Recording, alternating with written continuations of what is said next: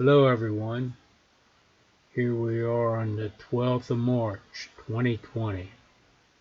It is a Thursday afternoon, about 4 o'clock in the afternoon, and we're making a flight around the Clearview Road project again today. Things are a little bit different today.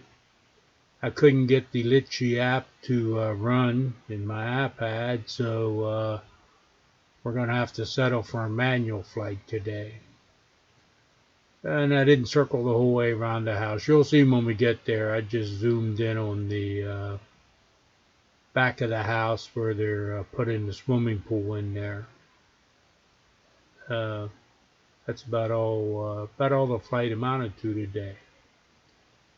But the same thing applies. Down in the comment section, there'll be a link to get you back to yesterday's video, and you can compare any differences there. So enjoy the video here, and we'll hopefully get back in the regular routine tomorrow or the next day. Have a good day, everyone. We'll catch you later. Goodbye.